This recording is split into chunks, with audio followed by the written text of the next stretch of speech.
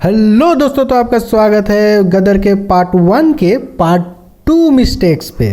इसे देख के कंफ्यूज मत कर जाना भाई, ये पार्ट 2 का मिस्टेक्स नहीं है, ये पार्ट 1 का पार्ट 2 है। और अभी तक आपने पार्ट 1 का पार्ट 1 वीडियो नहीं देखा है, आई मस्ट रिकमेंड आप प्लीज चेकआउट करें। काफी अच्छा वीडियो है, आपको काफी मजा आएगा। और चलिए आपका बिना टाइम लेते हुए स्टार्ट करते हैं मिस्टेक्स वीडियो पार्ट 1 का पार्ट 2। तो करना, परेशान हो गए हम लोग 2.5 साल से। काफी कंफ्यूजन है, नहीं? मेरे भी लाइफ में इतना ही कंफ्यूजन है।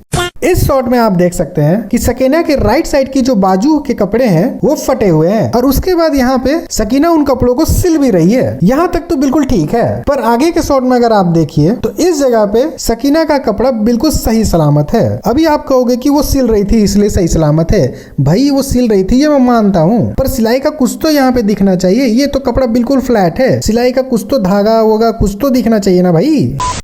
इस शॉट में आप देख सकते हैं कि हमारे तारापाजी ने हाथ में बैंडेज लगा के रखा है, मतलब बैंडेज नहीं, कपड़ा बांध के रखा है। ये चोट तारापाजी को लगा था जब तारापाजी सकीना को बचा रहे थे, और अगले ही शॉट में तारापाजी का बैंडेज गायब, चोट बिल्कुल ठीक हो गया। और ठीक भी क्यों ना हो, क्योंकि तारापाजी का हाथ मजदूर का हाथ है कातिया। ये मजदूर का हाथ है कातिया, लोहा पिघलाकर उसका आकार बदल देता है। एक चोट क्या है, वो तो ठीक होनी ही थी। इस शॉट में आप देख सकते हैं कि सकीना जब पाकिस्तान के लिए जा रही थी तो इस बोट पे बैठ के जा रही थी, सॉरी खड़े होके जा रही थी। ये बोट काफी आगे तक पानी में जा चुका है, पर अगले ही शॉट में अगर आप देखें तो ये साइड में अभी तक खड़ा ही है। यहाँ पे आप देख सकते हैं कि रूफ में बहुत सारे सामान रखे हुए हैं, कॉटन, चारपाई, कपड़े, पर लेफ्ट साइड में अगर आप देखो तो कुछ भी नहीं रखा हुआ है। वही अगले शॉट में लेफ्ट साइड में बहुत सारे ऑटोमेटिकली सामान आ गए। यहाँ पे अगर आप देखो तो इस प्लेन के अंदर कोई भी नहीं दिख, मतलब उस पार का पूरा व्यू दिख रहा है, आसमान दिख रहा है। अगर बीच में कोई बैठा रहता तो उसका शैडो, सील आउट कुछ तो दिखता। और जब सकीना इस प्लेन के अंदर एंटर करती है तो अंदर अशरफ अली है, पर बाहर के एंगल से तो कोई यहाँ पे दिख ही नहीं रहा। तुझे वीजा नहीं मिलेगा। इस शॉट में आप देख सकते हैं कि ये बंदा पेपर के सिर्फ 2 टुकड़े करता है और हमारे तारापाजी के मुंह पे मारता है। यहाँ तक सब ठीक है, और उसके हाथों में अगर देखो तो पेपर काफी बड़े बड़े पीस में है, पर जब वो उस पेपर को तारापाजी के मुंह पे मारता है तो छोटे छोटे टुकड़े हो जाते हैं। और अगले ही शॉट में आप जमीन में देखो, ज्यादा तो नहीं दिख रहा, थोड़ा मोड़ा दिख रहा है, पर यहाँ पे भी बड़े बड़े टुकड़े रखे हुए हैं।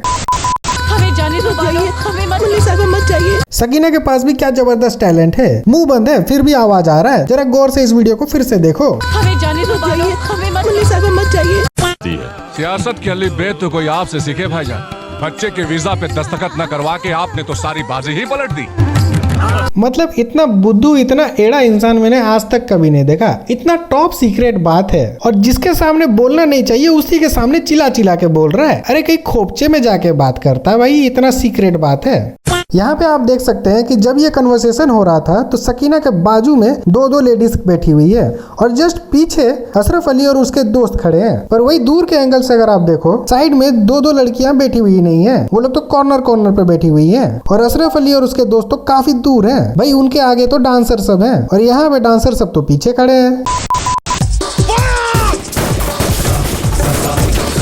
भाई अब मुझे समझ में आया कि पाकिस्तान अभी तक कोई भी वॉर जीता क्यों नहीं है। ऐसे बाहर निकल के गोली चलाएंगे तो जीतेंगे कैसे? अरे भाई छुप छुप के गोली मारो। देखो इंडियन वालों को छुप छुप के गोली मार रहे हैं, ऐसे ही आर्मी की ट्रेनिंग होती है। ऐसे निकल के खुले खुले में मारोगे तो बचोगे कहाँ से? मरना तो है ही, और जंग तो हारना होगा ही।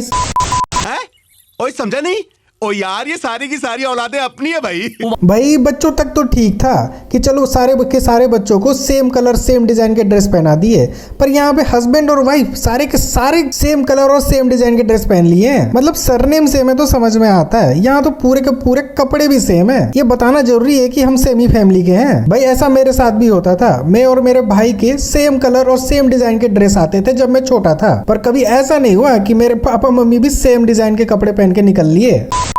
यहाँ पे आप देख सकते हैं कि सकीना चिल्ला चिल्ला के तारापाजी को आवाज दे रही है, लेकिन तारापाजी को इतने शोर शराबे में इनकी आवाज सुनाई नहीं दे रही। पर वहीं जब ये गाना गाने लगती है तो उन्हें सुनाई देने लगता है। मतलब गाना तो यूजुअली लोग थोड़ा धीरे ही गाते हैं चिल्लाने से। यहाँ बच्चा भी गा रहा है तो उसकी आवाज दूर तक पहुंच रही है, सकीना गा रही है तो उसकी आवाज दूर तक पहुंच रही है। पर जब सकीना चिल्ला रही है तो उसकी आवाज दूर तक नहीं जा रही। क्या लॉजिक है भाई।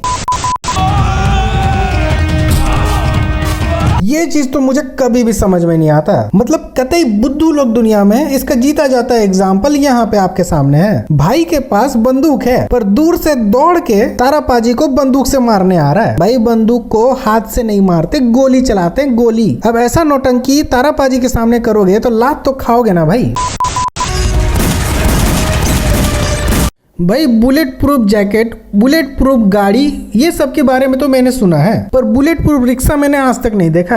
मतलब भाई लोग गोली पे गोली चला रहे हैं पर रिक्शा उस सारी गोलियों को रोक ले रहा है। भाई पाकिस्तान तो बहुत एडवांस निकला भाई, बुलेट प्रूफ रिक्शा निकाल लिया। यहाँ पे आप देख सकते हैं कि सामने वाली गाड़ी ट्रक से काफी दूर में खड़ी है। चांस ही नहीं कि ये दोनों एक दूसरे से टकराए होंगे, पर वो ब्लास्ट हो गया और हवा में उड़ भी गया। भाई जहाँ तक मुझे पता है गाड़ी के आगे के पार्ट में इंजन होता है, पर ये गाड़ी जब ट्रक से टकरा के हवा में उछला तो इसके फ्रंट पार्ट तो बिल्कुल खाली है, इसमें इंजन है ही नहीं। ये गाड़ी चल कैसे रहा था?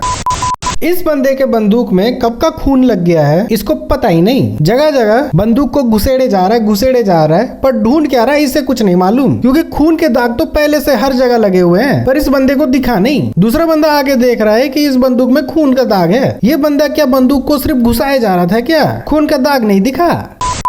पहले आपने देखा जब तारापाजी ट्रक चला रहे थे तो जिस चीज से टकरा रहे थे वो चीज ब्लास्ट कर जा रही थी और वो हवा में उड़े जा रही थी। कुछ गाड़ियां तो बिना टकराए हवा में उड़ गई, पर यहाँ पे ट्रेन इतने सारे गाड़ियों से टकरा रहा है पर एक भी गाड़ी मजाल है कि ब्लास्ट कर जाए। मुझे जहाँ तक पता है ट्रेन ज्यादा हैवी होता है ट्रक से, उस हिसाब से तो ट्रेन जब टकराया गाड़ियों से तब तो सारी गाड़ियां ब्लास्ट हो जानी चाहिए थी। इस हेलीकॉप्टर को अगर गौर से देखें तो ज्यादा से ज्यादा कितने लोग इस हेलीकॉप्टर में बैठ पाएंगे? 3 या 4, क्योंकि सीट सिर्फ एक ही साइड में है, दोनों साइड में नहीं। पर इस हेलीकॉप्टर से तो भर भर के लोग उतर रहे हैं, 7-8 लोग तो मैंने खुद गिन लिए। मतलब ये हेलीकॉप्टर ही है इंडिया का लोकल बस, निकले जा रहे हैं। भाई इस शॉट को आप देखोगे तो आपको ऑटोमेटिकली समझ जाएगा मैं कहने क्या वाला हूँ। पर ऑनेस्टली मैं बताऊं तो मैं BFX या 3D को लेके कोई टिप्पणी नहीं दूंगा, क्योंकि मैं मानता हूँ उस जमाने में बॉलीवुड का एनिमेशन BFX कुछ खास नहीं था, पर कम से कम जो कंपोज किया है यहाँ पे वो साइज को तो कैलकुलेट कर लेता। मतलब इतना बड़ा हेलीकॉप्टर छोटू सा दिख रहा है, इसे साइज में तो थोड़ी और बड़ी होनी चाहिए थी। Doctor doctor doctor doctor doctor ये तारापाजी रेगिस्तान के बीचों बीच डॉक्टर खेल रहे हैं। मतलब रेगिस्तान के बीच में वो खड़े हैं और डॉक्टर चिल्ला रहे हैं। चांस ही नहीं कि आसपास डॉक्टर हो, सामने हेलीकॉप्टर है भाई, हेलीकॉप्टर में बैठो और भागो। पैदल किधर भागे जा रहे हैं? आज के लिए बस इतना ही, और रिलेटेड वीडियोस के लिए इस चैनल को सब्सक्राइब करें।